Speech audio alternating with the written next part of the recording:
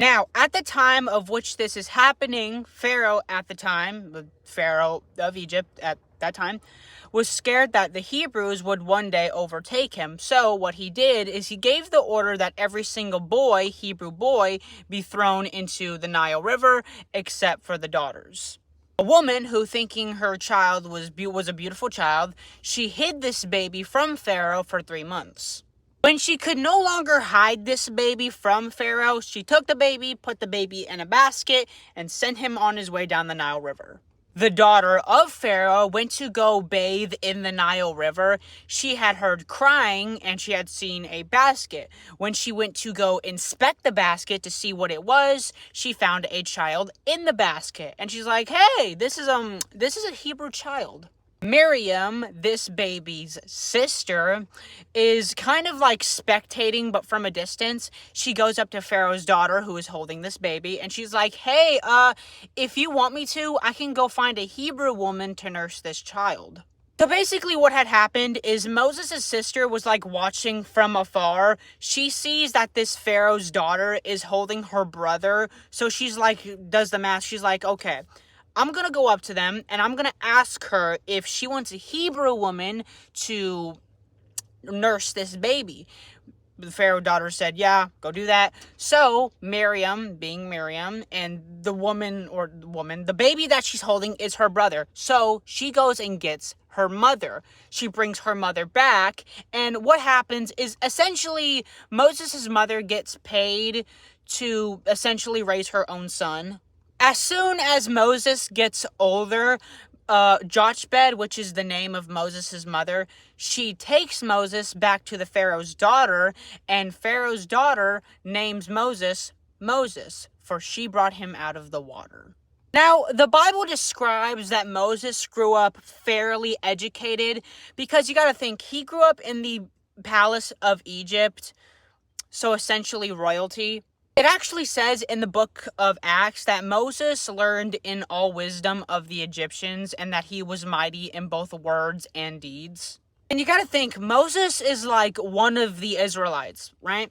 So you gotta think, he grew up around his people being slaves and being severely oppressed. That had to have had some type of mental strain on Moses, if I could guess. The book of Exodus also describes that when Moses was grown, he went out to like kind of like observe his brethren and like kind of seeing the burdens that they went through. While he's out there, he sees a Egyptian beating a Hebrew slave. He looks one way and then the other, and then he kills the Egyptian and he hides this Egyptian's body in the sand. A little bit after this, Moses finds 2 Hebrews fighting each other. He goes to the one that's in the wrong and he asks him why he's hitting his fellow Hebrew. The Hebrew, the one that Moses was speaking to, kind of expresses to Moses who had made him in charge and who was he to rule over us, and that if he was going to kill him the same way he killed that Egyptian. Moses then questions to himself what he had become, and Pharaoh kind of figures this out and he wants to kill Moses. So Moses flees to a place called Midian. Now, there was a priest that had 7 daughters. They had came to go get water from a well, but then shepherds had ran them off. So Moses had came to their rescue and got them water. And then they kind of like go back to their dad and they're like, yo, this guy helped us. And then the guy was like, or the priest was like, what? Did you tell him to leave? Why did you tell him to leave? Invite him back here so he has something to eat. They were trying to water their flock, but then Moses had got them water to water their flock. Moses then agrees to stay in Midian, and the priest gives Moses his daughter Zipporah. Moses and Zipporah then have a son. His name is Gershom. Moses then says that he has become a foreigner in a foreign land. Now, at this time, the king of Egypt had died, and the Israelites, or like the Hebrews, the people that are slaves in Egypt, are like groaning, and God remembers the covenant he made with Abraham, Isaac, and Jacob, and he feels concerned about them, or concerned for them, yeah. Now, the Bible describes that Moses was leading Jethro's flocks. I think that was like his father-in-law. So he's leading his flock, and it describes, or at least biblically, it describes that he led them to the far side of the wilderness, to the mountain of God. God made it to where a bush was on fire, but it wasn't burning. It was on fire, but it wasn't becoming like burnt. So Moses, upon inspecting this, he's like, hey, I'm gonna go check that out. When God had saw that Moses went to go check out what was happening with the bush, God says, Moses, Moses. Moses then responds to God by saying, here I am. God then responds to Moses by telling him to take off his shoes for the feet, for him to take off his shoes, for the ground he walks on is holy ground. God then responds to Moses by telling him that he is the God of his father. He's the God of Abraham, Isaac, and Jacob. God then kind of expresses to Moses the suffering of his people. I'm going to tell you what he said. The Lord said, I have indeed seen the misery of my people in Egypt. I have heard them crying out because of their slave drivers, and I am concerned about them, or I am concerned about their suffering. So I have come down to rescue them from the hand of the Egyptians and bring them out of the land into a good and spacious land, a land flowing with milk and honey, the home of the Canaanites, Hittites, Amorites, the Perizzites, the Hivites, and the Jebusites. And now the cry of the Israelites has reached me, and I have seen the way the Egyptians are oppressing them. So now I am sending you to Pharaoh to bring my people, the Israelites, out of Egypt. Moses then responds to God by saying, who am I to go to Pharaoh and to do all this stuff? God basically tells Moses, like, yo, I am with you, and when you bring the Israelites out of Egypt, you will bring them to this mountain where you will worship. Moses then asks God, yo, when I go to them and I tell them, who do I say sent me? When they ask, what's his name? Or what do I tell them? God, in response to Moses, says, I am that I am. Tell them I am sent you. God tells Moses to go assemble the elders of the Israelites and tell them basically what he has told them, or basically tell them what he told him. Yeah. But God knows that Pharaoh is not going to free his people, so he tells Moses that he is going to strike Egypt with all his wonders. Moses then responds to God by saying, what if they don't believe me? And then God was like, yo, what's that in your hand? And then Moses shows God that he has a staff in his hand, so he's like, it's a staff. God tells Moses to take this staff and throw it on the ground. When Moses obeys, God turns the staff into a snake and then tells Moses to grab it by the tail. When Moses grabs the staff by the tail, it reverts back to a staff. God tells Moses to do this when people don't believe him. God then tells Moses to take his hand and put it into his cloak. Moses obeys and he takes his hand, he puts it in his cloak. When God tells Moses to take his hand back out, his hand is as a leopard. It's white as snow. God then tells Moses to take his leopard hand and put it back into his cloak. When Moses obeys, God tells him to take his hand and take it back out of his cloak. When he does so, it's flesh. It's normal. God then tells Moses that if they didn't believe the first sign, they'll believe the second sign. And if they didn't believe the second sign, God tells Moses to go take some water from the Nile River, pour it out onto the ground, and it will turn into blood. Moses then asks God to pardon him because he was never really eloquent when it came to speech. So from what we know biblically, Moses wasn't really good at talking. Yeah. Then the Lord says to Moses, who made the mute, the blind, the deaf, the people that are able to see? And he says, did not I? Go, I will tell you what to say. Moses then asks God to pardon him and to send someone else. God, kind of angry now, is kind of like expressing to Moses. He's like, what about your brother Aaron? He's on his way to meet you right now. And he basically goes on to tell him that Aaron will speak for Moses because Moses wasn't good at talking. And he says that Aaron would have been like Moses' mouth, and Moses would have been like a god to Aaron, or would have been like God to him. God then tells Moses to take his staff so he can go perform signs. Moses then goes back to Jethro and asks him if he can leave Midian to go to Egypt. Jethro was like, okay, go do it. So Moses takes his wife and his son, and he leaves to go to Egypt. By the way, the Lord had told Moses that everybody who wanted to kill him in Egypt were now dead. God then tells Moses to go perform signs or to go perform for Pharaoh, God basically tells Moses that Pharaoh will not free his people and that he will harden his heart. He then tells Moses to then say to Pharaoh, if I can find it, "This is what the Lord says, Israel is my firstborn son, and I told you, let my son go so he may worship me, but you refused to let him go, so I will kill your firstborn son." Also, while they were at a lodging place, God was going to kill Moses, but then his wife Zipporah takes the circumcised skin of their son and touches Moses' feet with it, and then God was just like, okay, Moses, you're fine now. God then tells Aaron to go meet with Moses. They get to each other on the mountain of God, and they're like, hey, it's been a while. Moses then tells Aaron basically everything that had happened to him.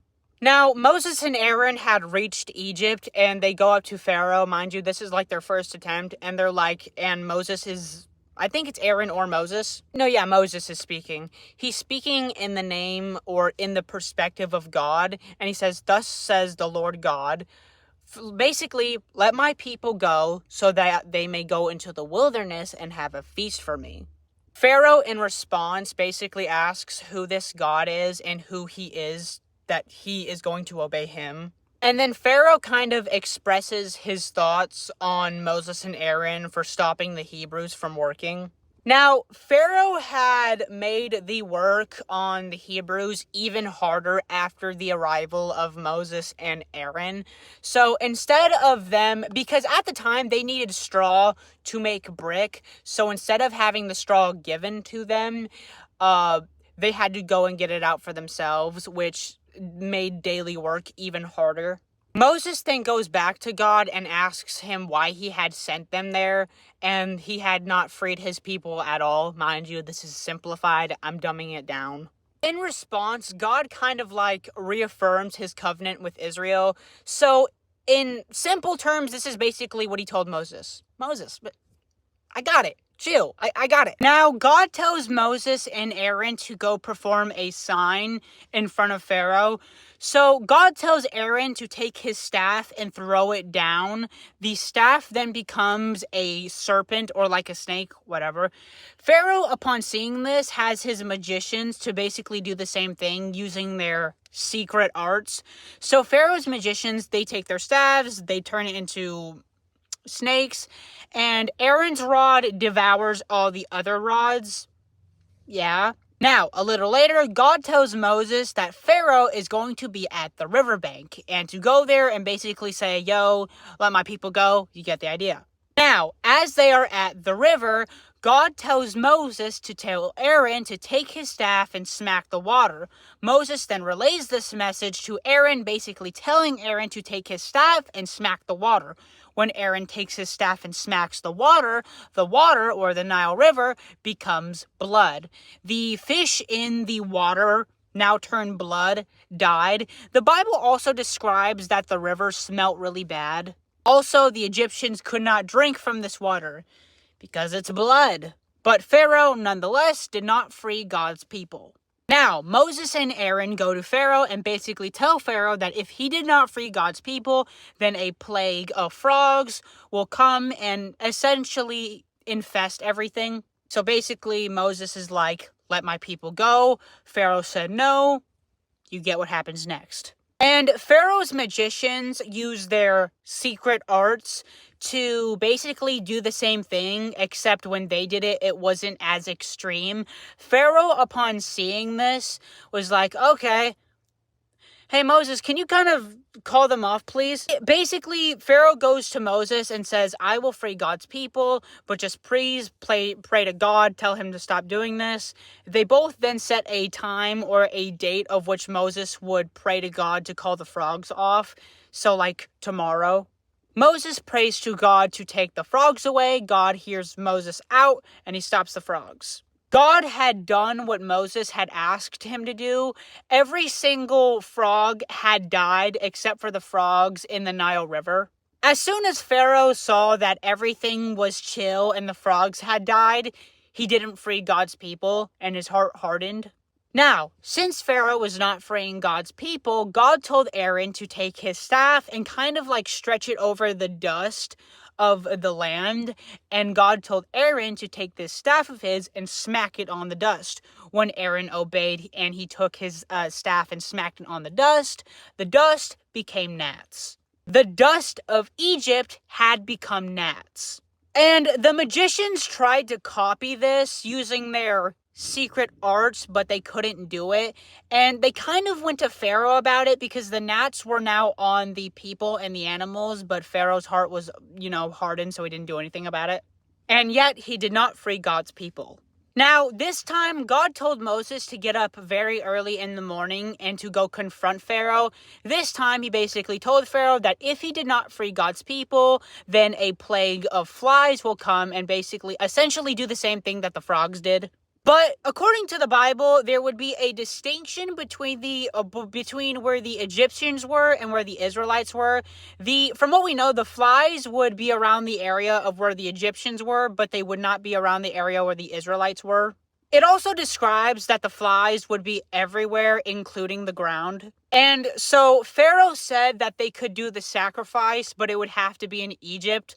Moses then responds to Pharaoh in simple terms, he basically told him that that wasn't going to work out and that they needed to take a 3-day journey into the wilderness. Pharaoh said that they could do this as long as they didn't go far. And so Pharaoh and Moses came to a date of where Moses would go to pray to God in order to take away the flies from Egypt. Yeah. But when Moses prayed and the flies went away, Pharaoh was just like, not freeing your people. But still, Pharaoh's heart hardened and he did not let God's people go.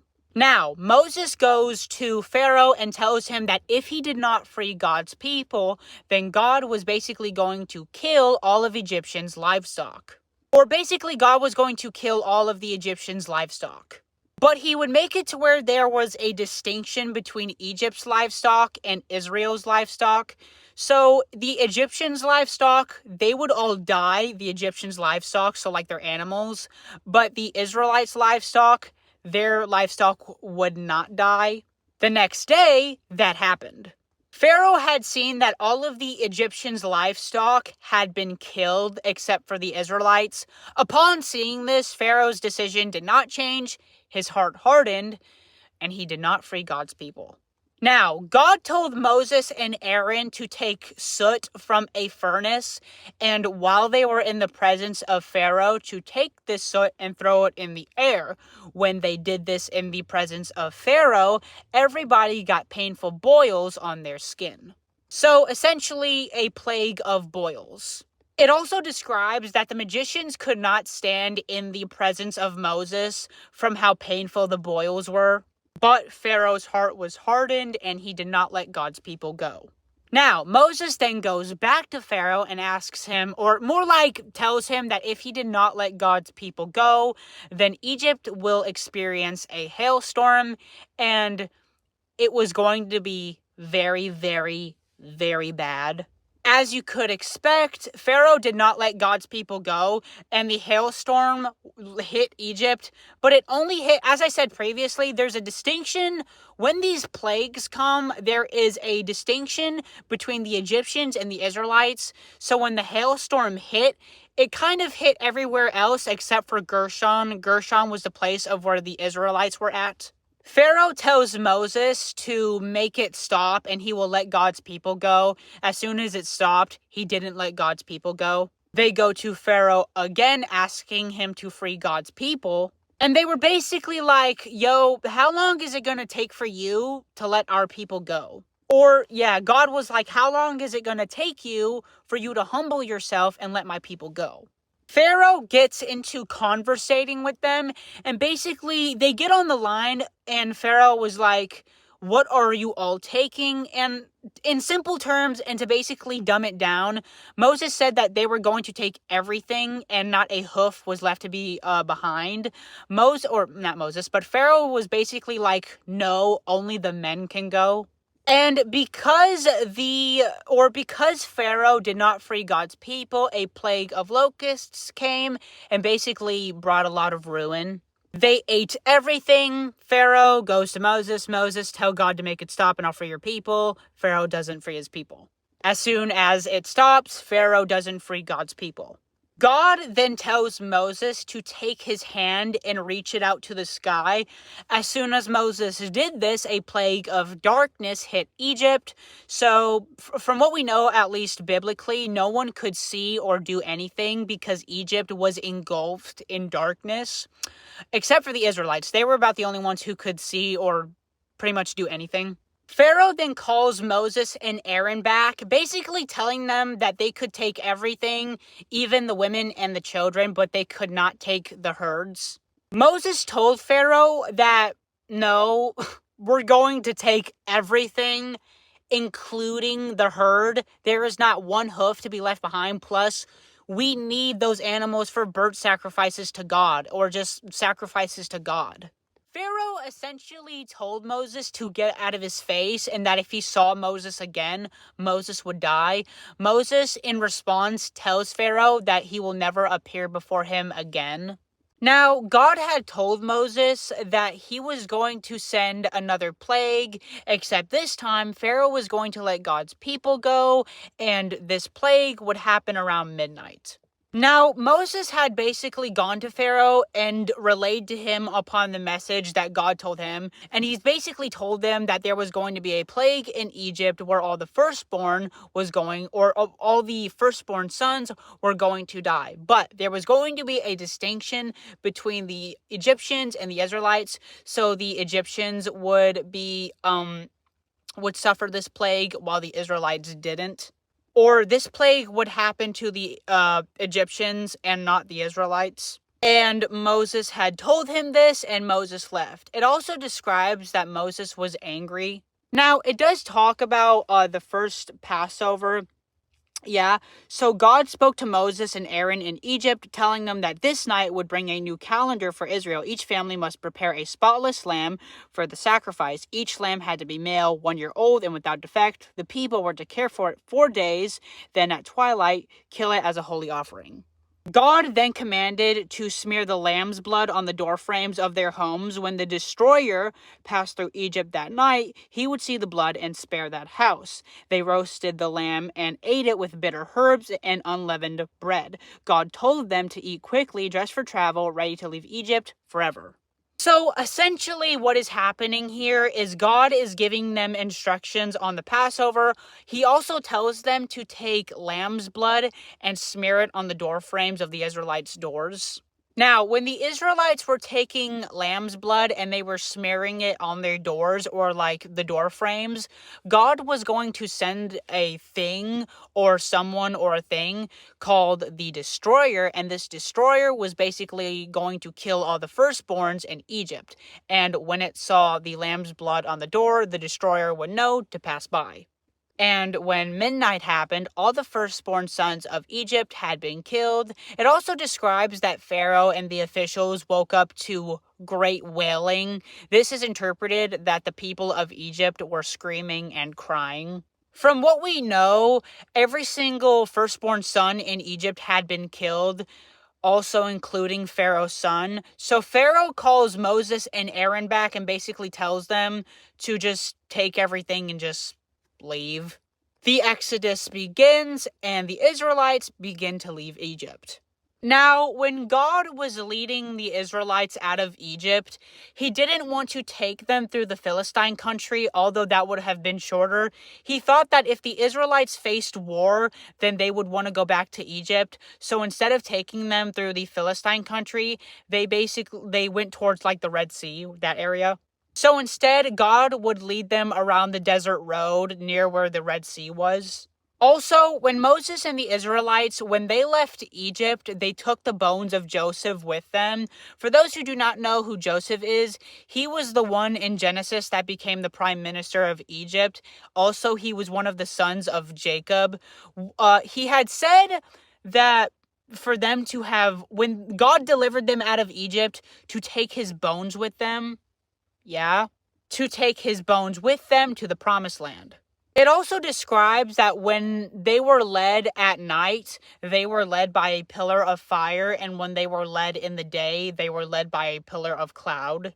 Now, Pharaoh and the Egyptians had changed or just Pharaoh, he had changed his mind about the Israelites, so he gets himself and the Egyptians to ride after and go get the Israelites. When the Israelites got scared, Moses told them that the Egyptians that they were going to see today, they would never see again.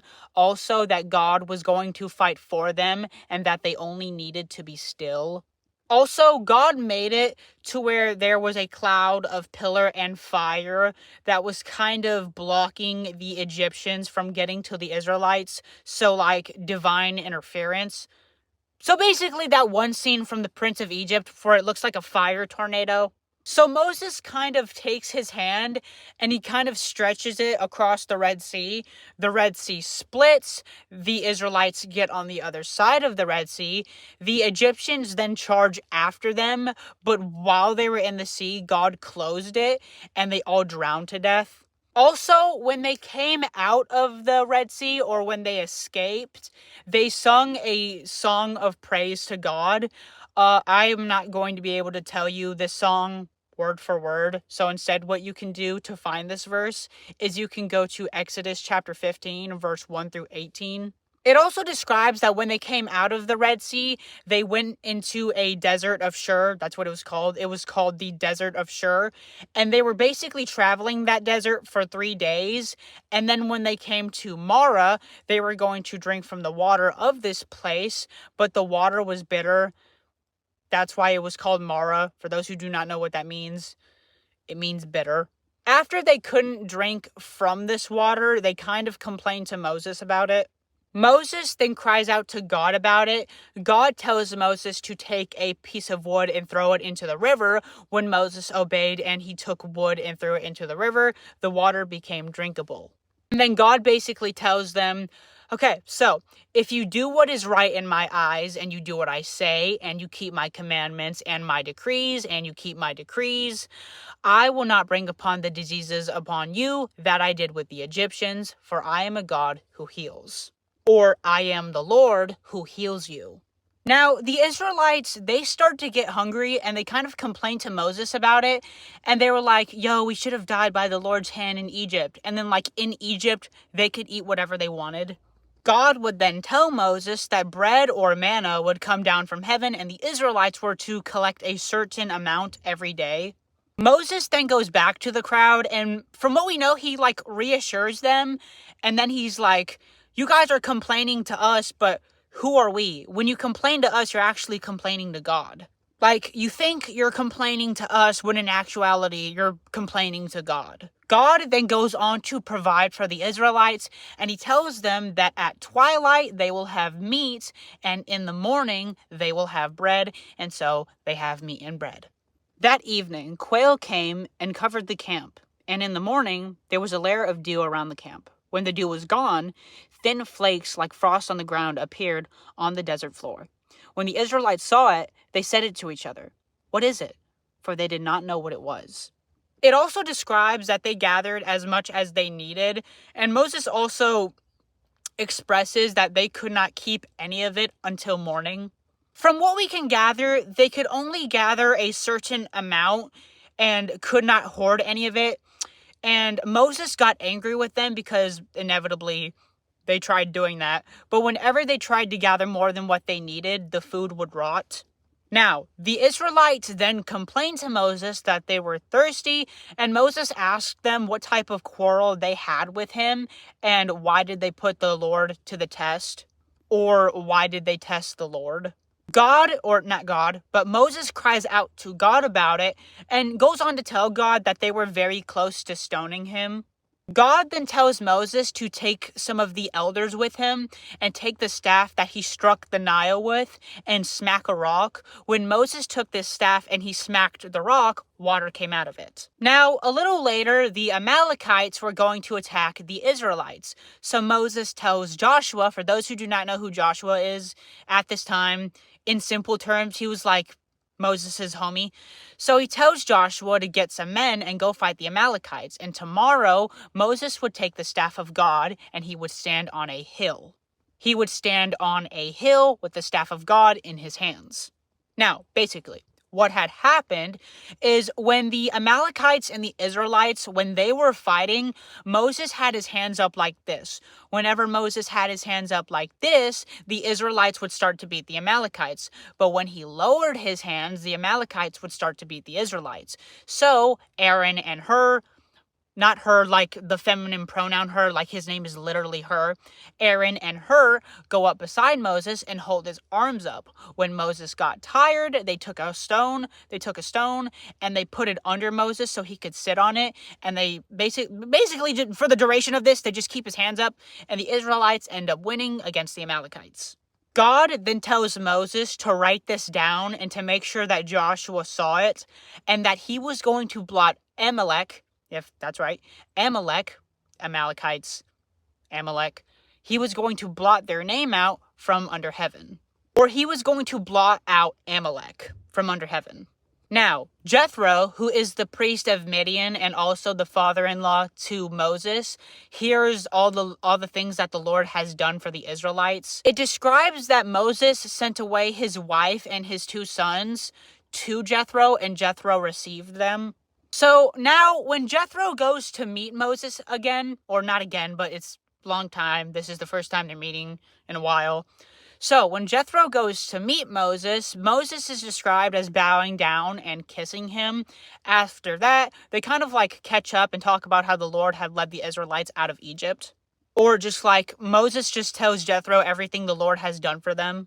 Now, it's also described that Moses was kind of acting like a judge and served as a judge, and he was kind of talking to the Israelites and guiding them from the morning till from the morning till the evening. And when Jethro observed this and he kind of saw what was going on, he questioned why Moses was doing it by himself. Moses then responds to Jethro by telling him that they came to him to find out what God's will was. Jethro then responded to Moses by telling him that what he was doing was not good, and instead of doing it by himself, he should get capable men that hate dishonest gain and teach them the law and give them instructions and basically teach them what to do when Moses wasn't around, or just to have leaders over the people. Moses did what Jethro had told him to do, so he gets capable men to become leaders of the people, and if it was big, they would bring it to Moses, but if it was simple, he would let them deal with it. But anything simple, they dealt with it. They dealt with it themselves. Moses then sends Jethro back on his way to his own country. Now, it describes that the Israelites were in the desert of Sinai and they camped in front of the mountain of Sinai. God then goes on to remind them of the things he did in Egypt, so like freeing them, the plagues, etc. God then goes on to promise the Israelites that if they obey him, they will be like a treasured people to him, a kingdom of priests and a holy nation. Moses then delivers this message to the elders, and they were like, bet, we'll listen to what he says. God then goes on to tell Moses to consecrate the people. This basically means they needed to be holy for 2 days. They must wash their clothes, and they must abstain from sex. On the 3rd day, the God was going to be seen visibly on the mountain, not in a bodily form though. God then gives strict boundaries around the mountain, and that if they touch the mountain, they would die, or if they touch the mountain without permission, they would die. And on the 3rd day, thunder, lightning, cloud, and trumpets it basically terrified the Israelites. Mount Sinai is now covered in smoke and fire. The mountains trembled violently. Moses then leads the people to the foot of the mountain. God calls to the top of the mountain. God warns that the people cannot see him directly or they will die. Even priests must consecrate themselves first. Moses then reminds God of the boundary rules. Yeah. God then tells Moses to bring Aaron up with him, but no one else may force their way up. God then invites Moses, Aaron, Nadab, and Abihu, and 70 elders of Israel to worship him at a distance. They can see him visibly, but only Moses can get close. Meaning, they can see God from afar, they just can't get close. Only Moses can. Moses then tells the Israelites all of God's laws. They say they're going to obey. Then Moses writes down these laws.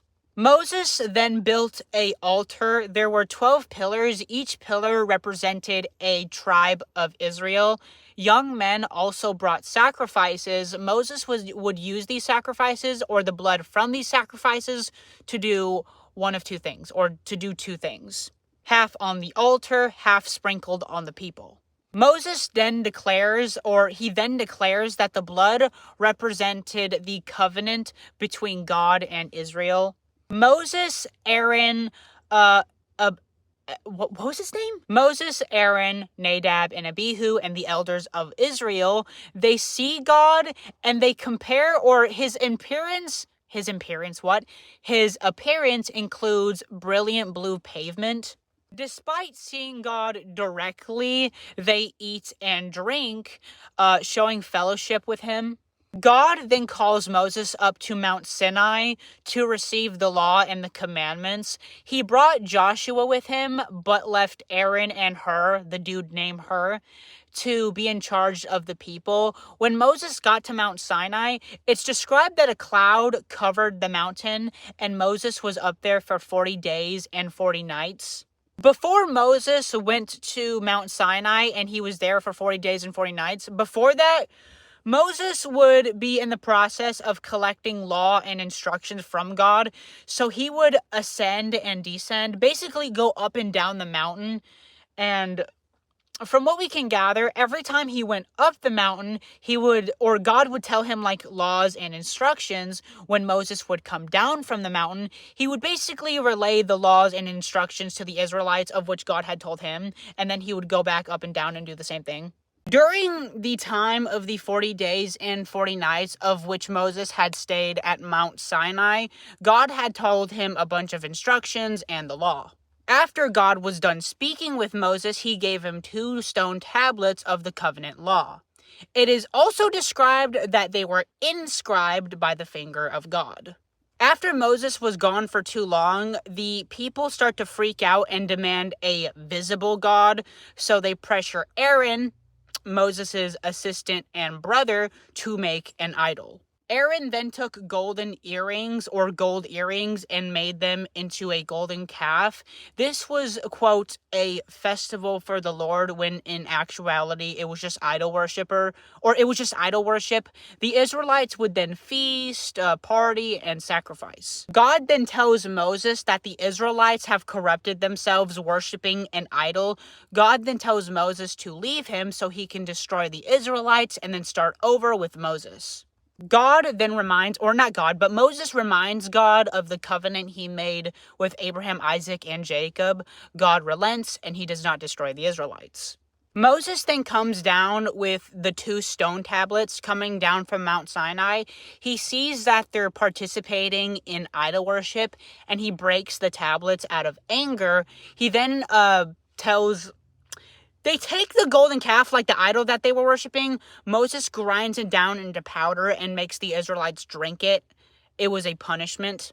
Moses then confronts Aaron about it, his brother, and blames him for leading the Israelites into sin. Aaron then tries to make excuses for himself, saying that the people pressured him.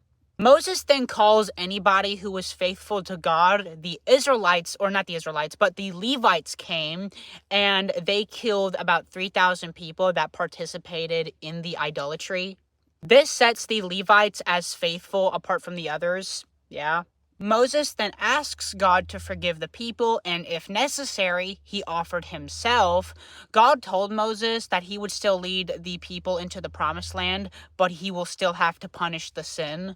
Basically, God had told Moses that he would still lead the Israelites into the promised land, but he would still have to punish sin. As a final consequence, God sends a plague as punishment to them worshiping the golden calf. God then tells the Israelites to leave the land and go to the land that he promised their ancestors, so Abraham, Isaac, and Jacob. God would also send an angel to drive out the inhabitants of the promised land, so like the Canaanites and the Amorites, etc. God also said that he would not personally go with the Israelites because they were stiff-necked, and he might destroy them if he does. Moses then pitches a tent outside of the camp. It was called the Tent of Meeting. Basically, if you wanted to talk to God, you would go to this tent. When Moses enters, God's presence is like a cloud at the entrance, or God's presence comes as a cloud at the entrance. People see the cloud at the entrance and they worship from the entrances of their own tents. It also says that God and Moses would talk to each other face to face as if they were friends, or as if you would talk to a friend. When it says face to face, I think it means it in the sense of it was a intimate conversation rather in the literal sense of it was actually face to face, because the Bible tells us that no man can see God's face and live face to face. Moses then gets nervous, specifically about the part where God said that he would not go with them. Moses basically tells God that if God did not go with them, to not send them at all. God then tells Moses that he would go with them. Moses then kind of pushes further. Also, this God's answer saying, "Don't worry, I'll go with y'all," that gave Moses peace. Moses then pushes further by asking God to see his glory. God agrees to show Moses his glory, but it couldn't be face to face because no human can survive that.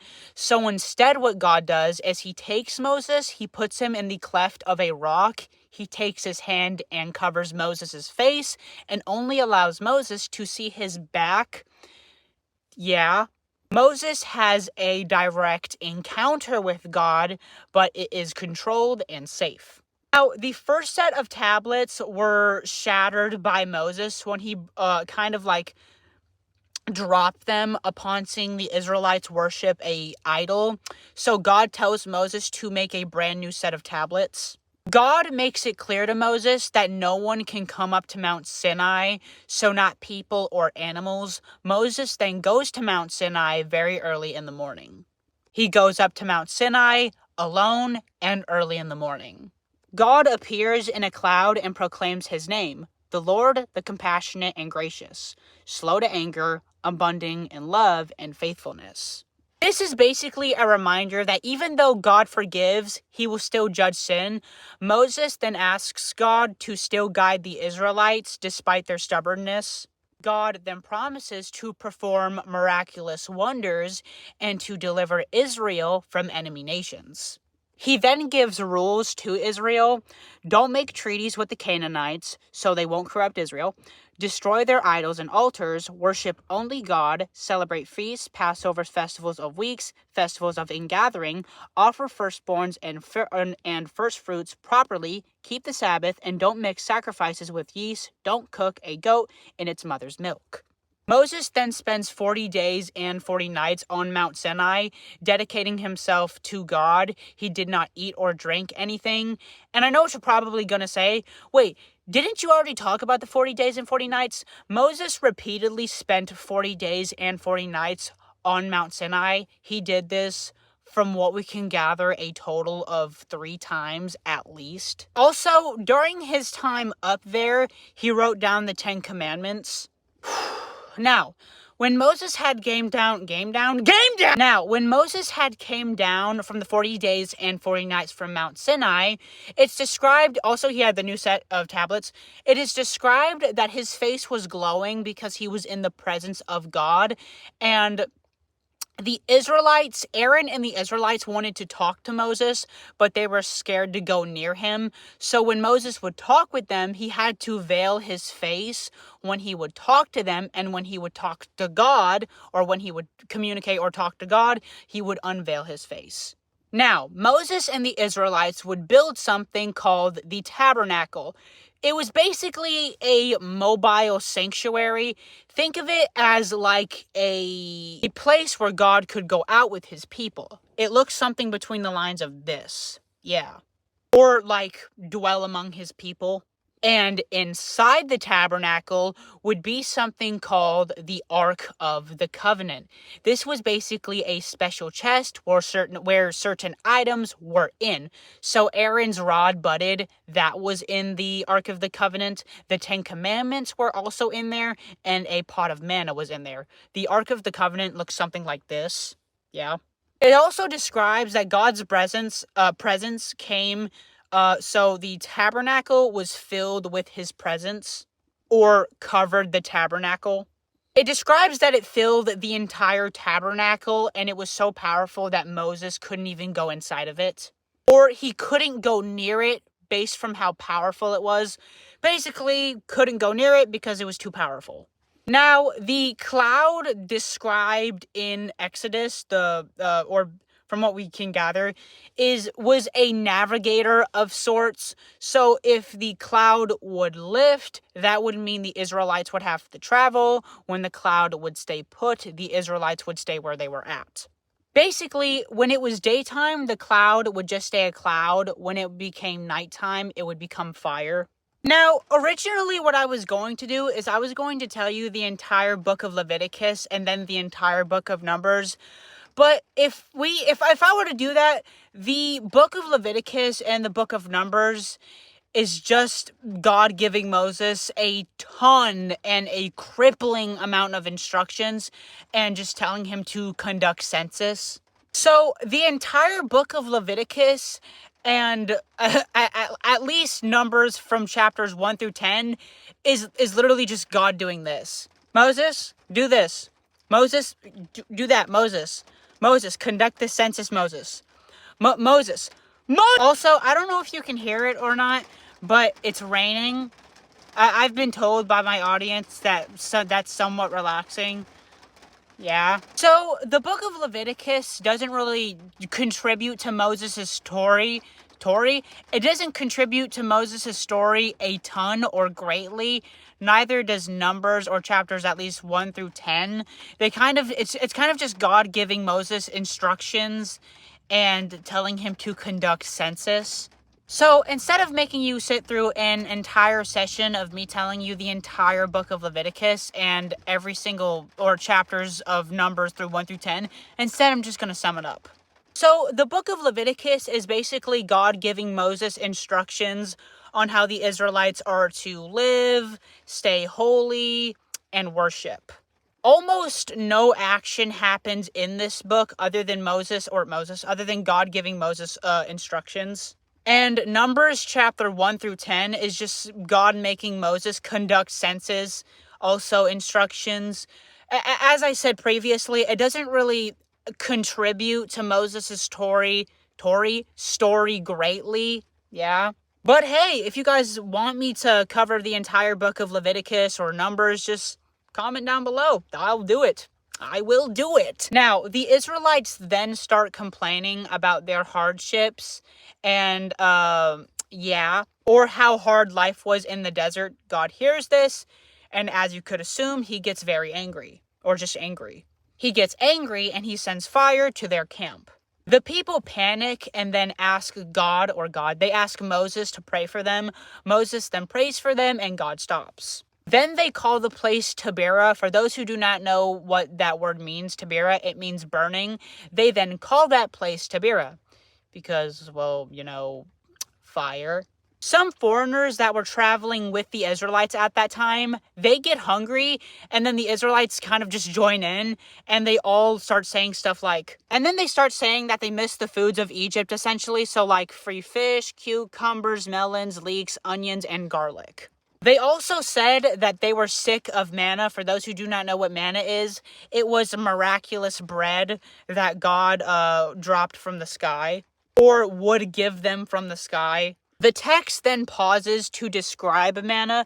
So it looks like coriander seed. Yeah, I said that right. And it tastes like something cooked in olive oil and falls with the dew each night. Moses then hears them whining at their tents. God gets mad, but at the same time, Moses also snaps too. Moses then expresses to God on how he feels. He tells God, why did you dump all these people on me? Did I give birth to these people? How am I going to feed all these people? Kill me now. I can't handle it. God then tells Moses to gather 70 elders of Israel and that God was going to share Moses' spirit with them to carry the load of leadership. God then tells the Israelites to get ready and that they will receive meat, not for 1 day, not for 2 days, not for 5 days, not for 10 days, and not for 20 days, but for a whole month. God was going to give them so much meat to, and I quote, until it comes out of your nostrils and you loathe it.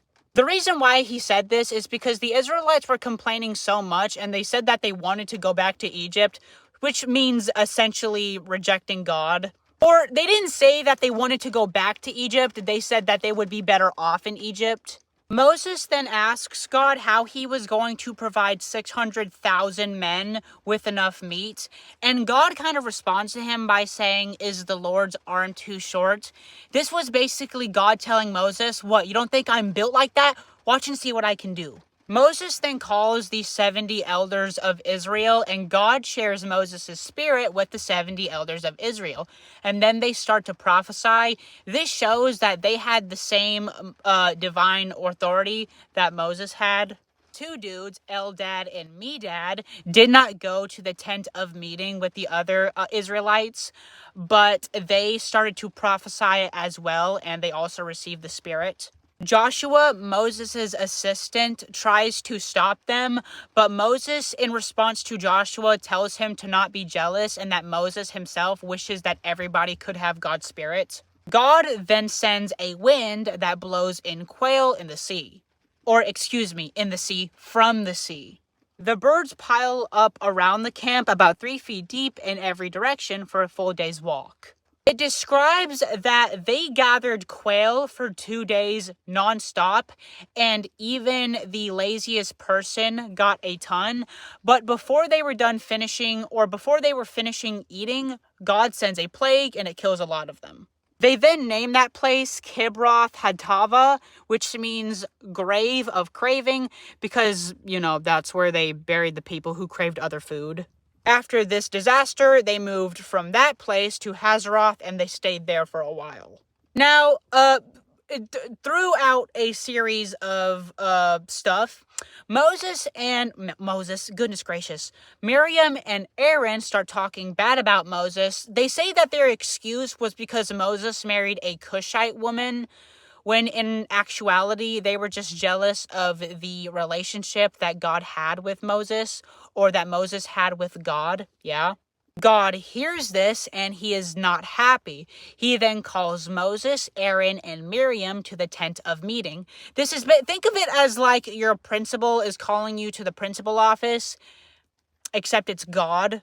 God then appears in a pillar of cloud and tells Miriam and Aaron to step forward. He basically went on to tell them that Moses wasn't like any other prophet. With a regular prophet, God would communicate with them through visions and dreams. With Moses, he didn't do that. He talked to Moses face to face, and Moses wasn't like any other prophet, and how dare they speak against him? God then gets angry and he leaves. Usually when this happened, when God would leave, it means, or at the time, it usually meant that something really, really bad was about to happen. Miriam then got struck with leprosy, and it describes that her skin was pale, like rotting flesh. And also, important detail here, Miriam was the only one that got leprosy. Aaron didn't. Aaron all of a sudden starts acting humble, and he asks Moses to not hold their sins against them and to not let Miriam rot away. He's asking Moses because he knows that he can't ask God, and Moses is the only one that can intercede for them. Moses then asks God to heal her. God heals Miriam, but not straight away. God then tells Moses that if Miriam's own father spit in her face, then she would have been ashamed, or she would have been shamed for 7 days. So Miriam could not come back to the camp for 7 days. After those 7 days were over, Miriam could come back. It also describes that the camp could not move until Miriam came back. So after the 7 days are up and Miriam returns, the camp travels through the desert of Paran. Now, fast forward a little bit. God tells Moses to send 12 spies to the promised land to basically scope it out and see if it was dangerous or not. And the 12 spies, each spy would be a person from a tribe of Israel. Moses then picks 12, as I said just now. He picks 12 spies. Each one is from a tribe of Israel. I didn't know whether or not you guys wanted me to tell you the spies, but why not, We're here. So Moses picks 12 leaders, one from each tribe. Here's the quick lineup. Reuben has Shemua, Simon has Shaphat, Judah has Caleb, that's important later. Issachar has Egal, Ephraim has Hoshea. Moses then renames him to Joshua. Benjamin has Palti, Zebulun has Gediah, or I don't know how to say these names, but Manasseh has Gadi, Dan has Imiel, Asher has Shether, Naphtali has Nabi, and Gad has Guel. Again, I every time I pronounce something, I'm absolutely terrible at it and I butcher the pronunciation. So if I said any of this stuff wrong, I'm sorry. But yeah, Joshua and Caleb, the names that were just now mentioned, Joshua and Caleb, remember them. They're important later. Moses then tells the spies basically he tells them exactly what to do. To check to see if the people there were strong or weak, to see if the land was good or bad, and to check out the city to see if it was open or fortified, or to check out the cities to see if they were open or fortified, and if the soil was good, and if also there was any trees, also to bring back fruit as proof to see what the land would be like. At the time, it was grape season, so it was perfect timing. They go exploring from the desert of Zin up to Rehob near Labo Hamath, or Hamath. Yeah. When they're passing through Hebron, they see descendants of Anak, so a legendary race. Think of them as like giants. It's literally just giants. They were giants at the Valley of Eshcol. They then find a huge cluster of grapes. It was actually so big that 2 men had to carry them on a pole. They then take pomegranates and figs and they take it back with them. They then call this place Eshcol. For those who do not know what that word means, it means cluster of grapes. Cluster because they found a big cluster there. They are then gone 40 days exploring. After 40 days, they returned to Kadesh in the desert of Paran. They told them that the land was flowing with milk and honey, but basically telling them that it was a great land, but the people there were strong, there were giants there, and the cities were walled. Yeah. The cities there were huge and walled, and that there were also giants. The Amalekites, the Hittites, the Jebusites, the Amorites, and the Canaanites are everywhere. Basically, in simple terms, it was a really great land. It was just very scary. While everybody is panicking, Caleb, one of the 12 spies that went to go explore the promised land, basically tells them, like, yo, let's slide on them. As long as we have God, we're good. Joshua and Caleb were ready to slide on these people, but the other 10 spies were scared. The Israelites then found out what the 10 spies, specifically the ones that were scared, heard what they were saying, and they get all panicky, and they decide to pick a new leader so they can go back to Egypt. So they cry, complain, grumble. They decide to get a new leader so they can go back to Egypt. Moses and Aaron then fall face down in sorrow. Joshua and Caleb then tear their clothes. At the time, tearing your clothes was a sign of grief. The land was very good, and God would help them defeat the inhabitants of the promised land. Don't rebel or be afraid. They also wanted to stone Joshua and Caleb because they were speaking truth. This kind of shows how deep their rebellion and fear were. God then tells Moses that he was going to destroy all of the Israelites, and again says he was going to start over with Moses. Moses then reminds God that if he destroyed the Israelites, the other nations would think God is weak. So Moses is kind of appealing to God's character. So, loving, slow to anger, forgiving, yeah. But still just. God then forgives the people, but punishment is still coming. None of the adults who saw God's miracles and rebelled will enter Canaan, except for Joshua and Caleb. The children of the rebellious generation will enter the land later. The rebellious adults will wander in the wilderness for 40 years, 1 year for each day the spies explore the land. Those who spread a bad report, the other spies, are killed by a plague. Despite the warning, the Israelites then go on to try and defeat the inhabitants of the promised land, but Moses had warned them that they did not have God on their side, or they didn't have God, so they were going to fail. He warned them, and the Amalekites and the Canaanites defeat the Israelites and drive them back. Fast forward a little bit, this happens. Korah, a Levite, and Dathan and Abiram from the tribe of Reuben. I'm probably saying their names wrong. But also 250 prominent leaders challenge Moses and Aaron. So Korah, Dathan, Abiram, and 250 prominent leaders start to challenge Moses and Aaron. They basically went on to say that the whole community was holy and why Moses and Aaron put themselves above them. Basically, they were challenging Moses and Aaron's priesthood. Moses then falls down face flat, which at that time, like this, like face flat, was a sign of humility. He then tells them to take incense burners or incensers and take incense and put them inside the incensers. Moses tells them to take the incense and put them inside of the incensers and says that whoever is holy, God is going to choose them. Or that could be the one, or that would be the one who could come near him. Moses also points out that the Levites already had a special part, and them wanting to become priests oversteps with God's plan. Moses then personally calls Dathan and Abiram, but they did not appear before him.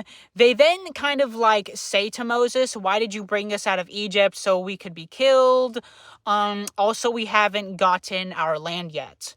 Moses gets angry and prays to God, defending himself. Moses hadn't done any wrong to them, nor did he take anything from them. Moses then tells Korah, his followers, Aaron, and he tells them all to meet at the tent of meeting and take their incensers of incense and stand at the entrance of the tent of meeting. The next day, God's glory appears, and he told Moses and Aaron to stand by, and he was going to destroy the rebels. Moses then pleads for mercy of the innocent. Moses then tells the men to stand away or to get away from the tents of Korah, Dathan, and Abiram, and that if they touch them or their properties, it could be fatal. The earth then opens up and swallows Korah, Dathan, Abiram, their families, and also their property at the same time. The 250 leaders, or the 250 prominent leaders that I had mentioned earlier, at the same time of which the earth is swallowing Korah, Dathan, Abiram, their families, and their property. Fire from God consumes them.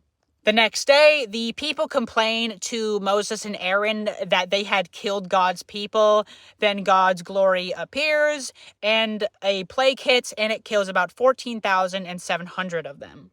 In addition to the people of Korah's rebellion, the Israelites then start to complain about why Aaron was a priest and why they weren't. God then wants to prove who is chosen once and for all. Essentially, they were complaining why Aaron was a special priest and why they weren't. So God was like, bet I'm going to show them who is chosen for once and for all. God then tells Moses to get 12 staffs from each tribe of Israel, and they represented the 12 tribes of Israel. God then tells Moses to write the name of each tribe on the staff. Moses then takes the 12 staffs and puts them in the tent of meeting. Whichever staff blossomed and sprouted, that would be the chosen one. Moses then takes the 12 staffs out of the tent of meeting, and the one that had blossomed or sprouted was Aaron's staff. This showed them that Aaron was chosen, and yes, it made it clear that Aaron was chosen and the Levites were for priestly duties. God then tells Moses to take Aaron's rod or his staff, basically the one that had sprouted or blossomed, to take it and put it in front of the Ark of the Covenant and to let it be. Basically, it served as a reminder to people that wanted to rebel against God. The Israelites then start to panic because they come to the realization of how dangerous rebellion against God can be. Now, Moses struck a rock 2 separate occasions. One was in Exodus, the other's about to happen right now. The Israelites are at Kadesh in the desert of Zin. Miriam dies and she is buried there. Her death kind of leaves a leadership gap and the Israelites grumbled. The Israelites then start complaining to Moses about how they don't have any water. They then start saying stuff like they wish they were back in Egypt. They didn't want to die, showing total lack of trust in God. God then tells Moses to go up to a rock to speak to the rock, and the rock was going to have water. The water was basically going to come out of the rock as soon as Moses spoke to it, and the water would sustain the people. Moses disobeyed, and he took his staff, and he struck the rock 2 times, and water came out. That action that showed disobedience in God, when Moses had took his staff and he smacked the rock 2 times, he had disobeyed God because God had told him to speak to it instead of hitting it. Because of this action, or because of this act of disobedience, Moses and Aaron were not allowed into the promised land, or they were not allowed to go inside of Canaan. The area or place of which this happened was called Meribah. For those who do not know what Meribah means, it means quarrel. A little bit after that, Moses had sent messengers to the king of Edom trying to ask for passage so they could go through Edom. And they said that they weren't going to eat their crops or drink their water without buying it first. The king of Edom threatens them with war.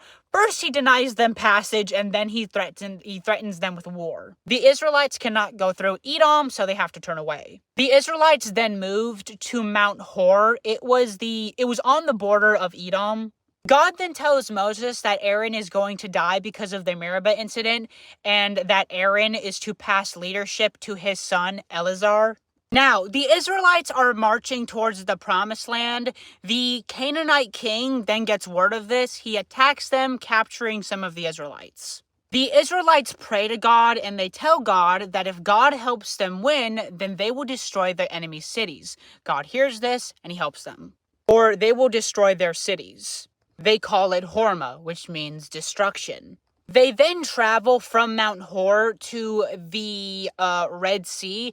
They then start doing the usual. So they're like, why did you bring us out of Egypt? They start complaining and whining. They also said that they didn't want gross or disgusting manna. God gets angry with them and he sends venomous snakes to kill them.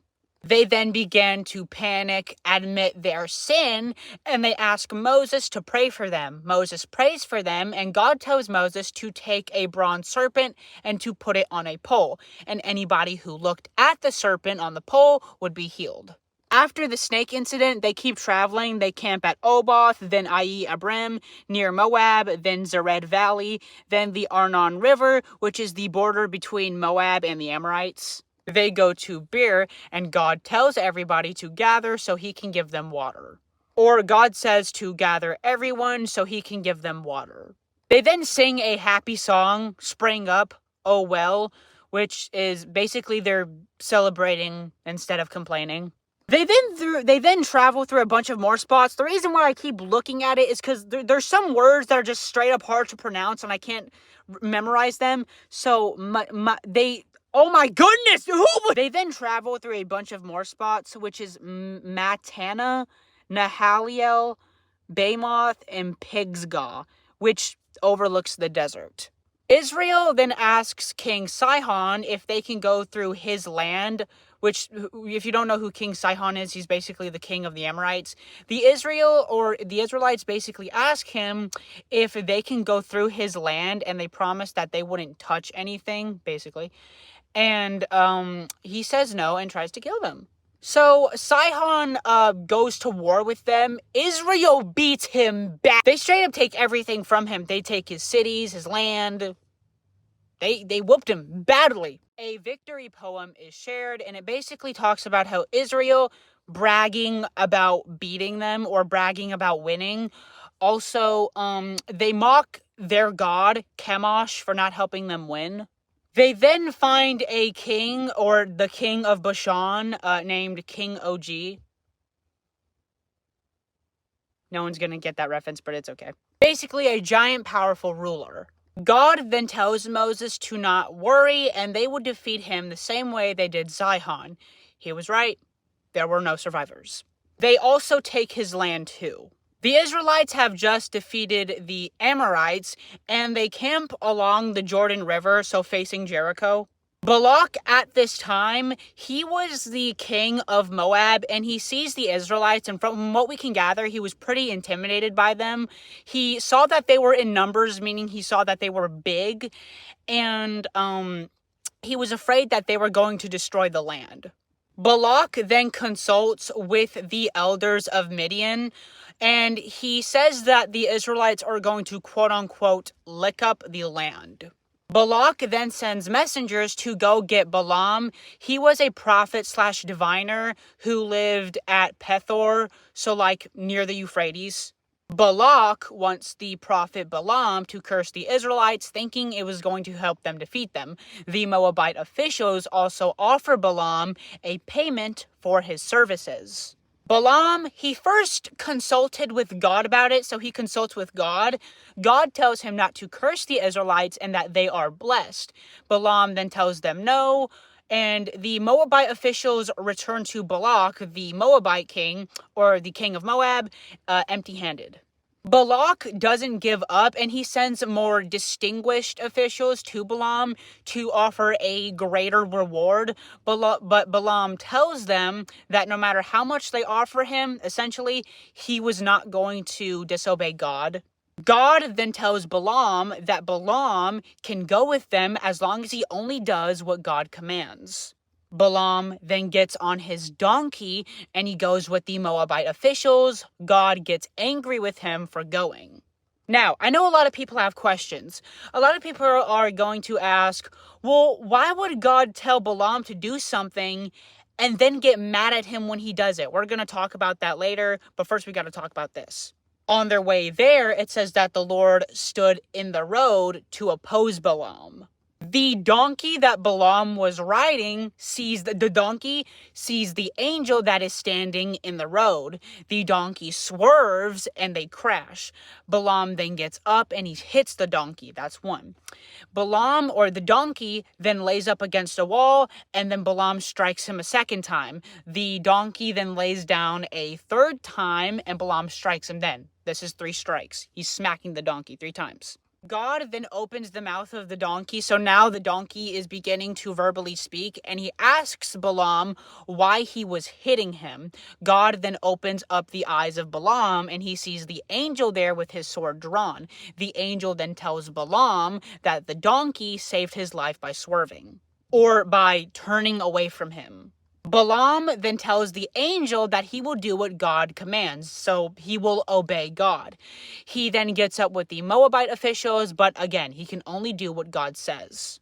Or he can only say what God commands. Or he can only speak God's words. Balak then meets Balaam, and he's expecting obedience, and he was ready to reward him, but Balaam then tells him that he cannot say what he wants, but he can only say what God commands. Balak then takes Balaam to the high places to get a good view of the Israelites, and he's making sacrifices to gain the favor of Balaam. Okay, so now I want to kind of dial it back a bit. Or when God told Balaam to go with the officials, God got mad that he went with them. A lot of people are going to get confused and be like, well, why would God tell someone to do something and then get mad at them when they actually do it? From what we can gather, Balaam admitted to sin, but he was still on the way to Balak. So from what we can gather, or just from like connecting the dots, it's most likely that Balaam was going to curse the Israelites, or he had the intention of doing so, but God corrected him. God knew his intention and corrected him. So the Israelites are now in a place called Shittim, and they start doing sexual acts with the Moabite women that were there. The Moabite women then invite the Israelites to pagan sacrifices, so like worshiping their gods. The men then join in idol worship, and they eat the sacrificial food, and they start worshiping Baal of Peor. God gets furious with them because of their idolatry and sexual immorality. God then tells Moses to kill all the leaders in broad daylight, and that this would turn his anger away from the Israelites. Moses then tells Israel's judges that they are to kill they are each going to kill one that joined Baal of Peor. Moses basically tells them that each one are to kill anyone who joined Baal of Peor. While everybody is weeping, a Israelite man, Zimri, and a Moabite woman named Cosby, however you say her name, they go into a tent together in front of Moses, in front of the entire camp. Phinehas, who was a Israelite, sees that this is happening, and he gets absolutely very angry with this. So he takes a spear, he goes inside of the tent that the two are in, and he kills them both. How he did it is he took the spear and he stabbed it through the man, and the Bible describes that when Phinehas stabbed the man, the spear also went into the woman's stomach. As soon as Phinehas did this, the plague that was hitting Israel, God stops it because of this. And before the plague stopped, 24,000 people had died. Or 24,000 Israelites have died, or were dead. God then tells Moses that Phinehas turned away his anger, and because of Phinehas' zeal, he was fiercely loyal, that God was not going to destroy the Israelites. God also gives Phinehas a covenant of peace, meaning that Phinehas' family line would have a lasting priesthood. For those who do not know who Phinehas is, he is the grandson of Aaron, also son of Eleazar, yeah? God then tells Moses to treat the Midianites like enemies and to kill them. God then tells Moses and Eleazar, or Eleazar, depending on how you say his name, he tells them to conduct a census of every Israelite man that is 20 years old or older to join the army. So this is another census. I'm just going to tell you the amount of people, and we are going to move on. Okay, so Reuben had 43,730 men, Simeon had 22,200 men, Gad had 40,500 men, Judah had 76,500 men, Issachar had 64,300 men, Zebulun had 60,500 men, Joseph, Ephraim, and Manasseh. Manasseh had 52,700 men, and Ephraim had 32,500 men. Benjamin had 45,600 men. Dan had 64,400 men. Asher had 53,400 men. Naphtali had 45,400 men, and the total Israelite men were 601,730, eligible for army service. God then tells Moses to distribute the land based on population size. Larger tribes get more land, smaller tribes get less. Land is assigned by lot according to ancestral tribes.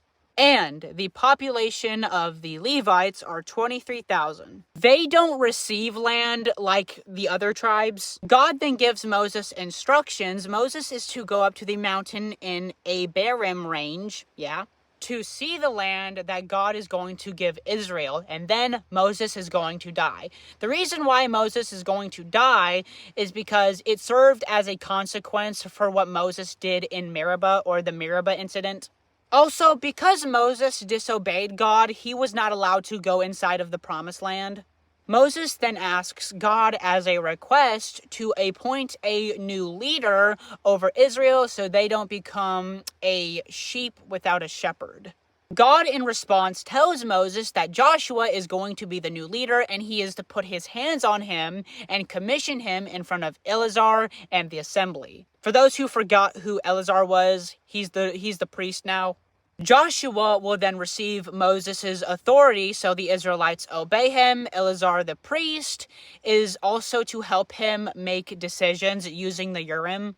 Joshua will command the people when they go out and in. Joshua is brought up before Moses and Eleazar.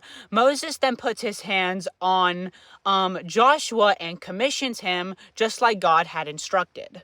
Now, next up is the entire book of Deuteronomy, but the entire book of Deuteronomy is just Moses giving his farewell speech to the Israelites, basically telling them all God has done for them with a list of other things. He reviewed or retold the 10 Commandments, which are: no other gods, no idols, honor God's name, keep the Sabbath, honor parents, no murder, no adultery, no stealing, no false witness, and no conveying.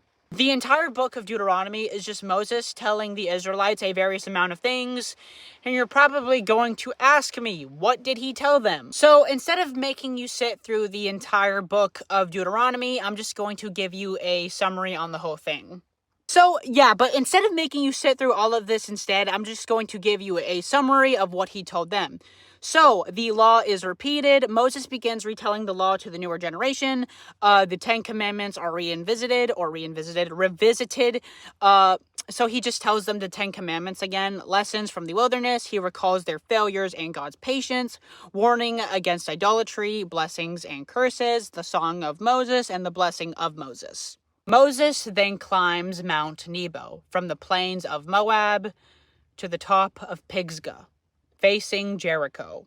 God then shows Moses the entire promised land, the land that he promised to Abraham, Isaac, and Jacob. He told Moses that he was allowed to see the land, but he couldn't go in it.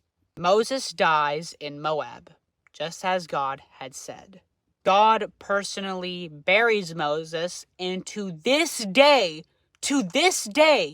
no one knows where Moses is buried, except for God himself. Moses dies at 120 years old. Joshua was now the leader of the Israelites. The text emphasizes that there was no prophet in Israel that was like Moses.